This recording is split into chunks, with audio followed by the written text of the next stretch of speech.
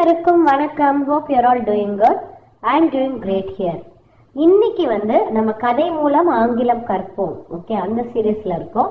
இன்னைக்கு நம்ம ஒரு கொரிய நாட்டுப்புற கதையான ஹியும்ஃபு மற்றும் நொல்பு, ஓகே, இந்த கதையை தான் பார்க்க போறோம்.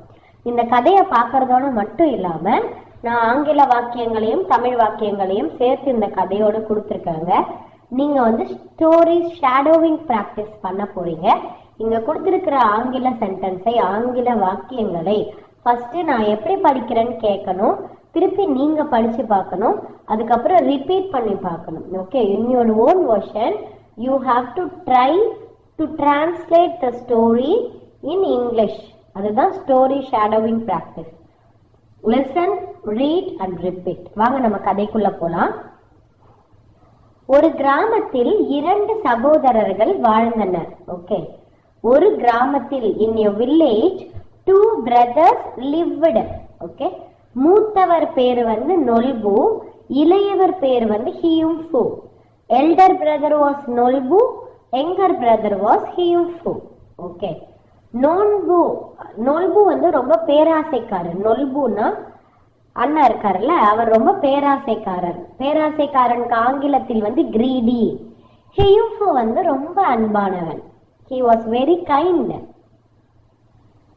அவர்களின் பெற்றோர் இறந்த பிறகு நொல்பு எல்லா சொத்துக்களையும் எடுத்துக்கொண்டான். நொல்புனா யாரு? எல்டர் பிரதர் இல்ல. After their parents died, நொல்பு took all the property. Propertyனா சொத்து. Hiyumfu, his wife and their children lived in poverty. ஹியும்ஃபு அவரது மனைவியும் குழந்தைகளுடன் ஏழ்மையில் வாழ்ந்து வந்தனர். பாவர்ட்டி அப்படின்னா ஏழ்மை. ஒரு நாள் ஒரு குருவி, வால்குருவி கீழே விழுந்தது. அதன் கால் உடைந்திருந்தது. One day swallow. ஸ்வாலோ அப்படின்னா வால்குருவி. அதோட அந்த வால் இருக்குல்ல, அது வி ஷேப்ல இருக்குங்க. நீங்க பார்க்கலாம், இதோ இப்போ அப்கமிங் இமேஜ்ல நான் காமிக்கிறேன். One day swallow fell to the ground. கீழே விழுந்தது. Its leg was broken. அதனுடைய கால் எப்படி இருந்துச்சு? உடைந்திருந்தது. ஹியும்ஃபு அந்த குருவியை அன்புடன் காப்பாற்றினார். Okay, Heungbu cared for the swallow. He treated its broken leg. அப்படின்னா அவர் அந்த கால்களை சரி பண்ணார். சில மாதங்களுக்கு பிறகு, a few months later, அந்த குருவி மீண்டும் வந்தது. The swallow returned.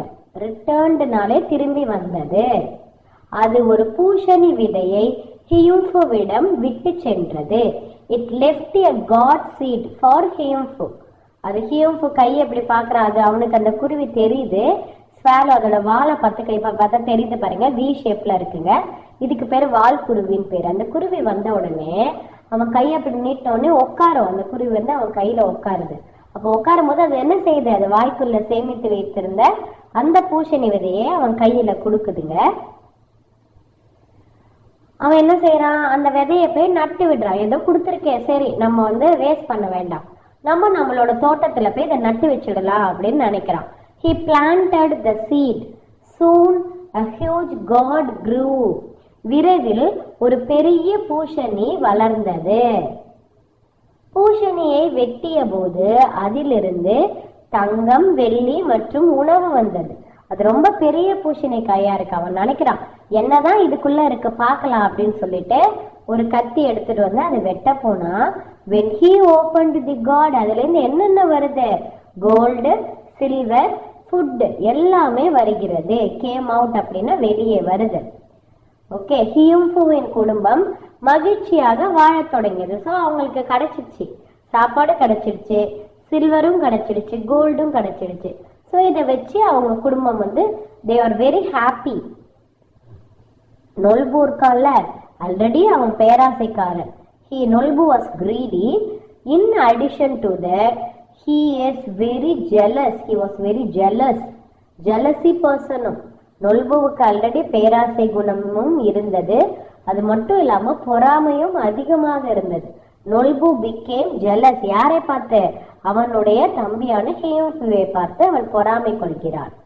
அவன் ஆனா தெரிஞ்சிடுச்சு. அவன் கிட்ட போய் கேட்பாங்கல்ல என்ன செய்யறாங்கன்னு பார்த்த போது ஒரு குருவியை தான் காப்பாத்தினான். அந்த குருவி தான் அவனுக்கு கொடுத்துருக்கு போல இருக்கு அப்படின்னு நினைக்கிறான். சரி, நம்மளும் ஒரு குருவியை வந்து அதே மாதிரி காப்பாத்துனா அதுவும் நம்மளுக்கு ஒரு பூசணி விதைய கொடுக்கும் அப்படின்னு சொல்லிட்டு அவன் நினைக்கிறான். ஆனா குருவிய காலை அவனே உடைச்சிடுறான். ஆன் பர்பஸ் அப்படின்னா வேண்டுமென்றே அவன் குருவியின் காலை உடைத்து விட்டான். He broke a swallow's leg on purpose. On purposeனா வேண்டுமென்றே. அப்ப என்ன நடக்குது? பிறகு அதை குணப்படுத்துகிறான். அவனுக்கு என்னன்னா, நம்ம இந்த குருவியை குணப்படுத்திட்டா அது நம்மளுக்கு பூசணி விதையை கொடுக்கும். ஆனா அவன் தானே உடைக்கிறான். Then he treated it அப்படின்னா பிறகு அதை குணப்படுத்தினான். அதே மாதிரி அடுத்த ஆண்டு அந்த குருவியும் அவனுக்கு ஒரு விதை கொடுக்கிறது. சரி, இவன் தான் நம்ம காலை உடைச்சாலும் நம்மளதான் ட்ரீட் பண்ணிட்டான்ல, அவனை தானே குணப்படுத்தினான், அவனுக்கு தேவை இந்த பூசணி விதை தானே, இந்த வச்சுக்கோ அப்படின்னு சொல்லிட்டு the next year the swallow gave him a seed. Okay, நொல்பு அதையும் அவன் பிளான் பண்றான். நொல்பு planted the seed. It also grew into a huge god. Okay, அதுவும் பெரிய பூசணியாக வளர்கிறது. நொல்பு also opened the giant god. அவனும் அந்த பெரிய பூசணி விதையை கத்தி வச்சு அறுக்கிறான் பாருங்க. அப்படி அறுக்கும் போது அதிலிருந்து என்ன வருகிறது? பேய்கள், பாம்புகள் மற்றும் பூதங்கள் வெளியே வந்தன. இன்ஸ்டெட் ஆஃப் ட்ரெஷர், ட்ரெஷர் அப்படின்னா புதையல்ங்க, ட்ரெஷர் அப்படின்னா புதையல், ஞாபகம் வச்சுக்கோங்க. மான்ஸ்டர்ஸ் அப்படின்னா பேய்கள், ஸ்னேக் பாம்புகள், பூதங்கள் வந்து goblin. Okay, it came out. அவர்கள் நொல்புவின் செல்வங்களை எல்லாம் எடுத்து சென்றனர். நீ எவ்வளவு பேராசக்காரனா இருக்க, இரு உன்னுடைய எல்லா சொத்தையும் நாங்க எடுத்துட்டு போயிடுறோம் அப்படின்னு சொல்லிட்டு நொல்புவோட எல்லா வெல்த்தையும் they took away all of Nolbu's wealth.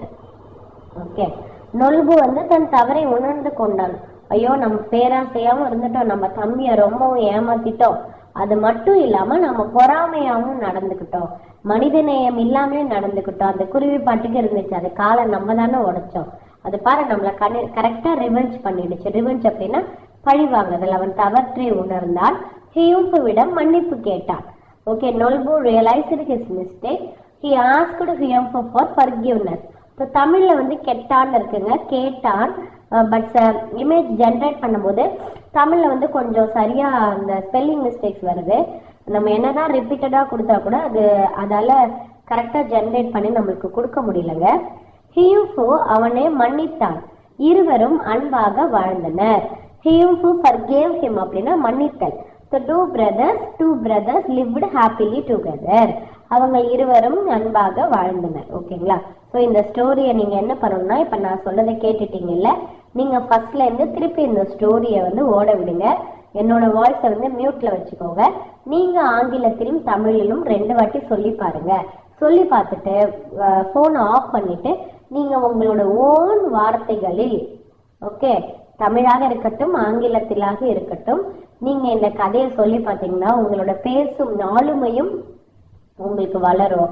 அது மட்டும் இல்லாம ஸ்டோரி டெல்லிங் வந்து இருக்கிறதுலே கவன சிதறல்கள் இல்லாம நம்ம கதையை சொல்லிட்டோம்னா அதுதான் நம்மளுக்கு டாஸ்க். இப்ப நம்ம பேச ஆரம்பிச்சா எல்லாரும் வந்து உங்களை கவனிக்கணும், சரியா?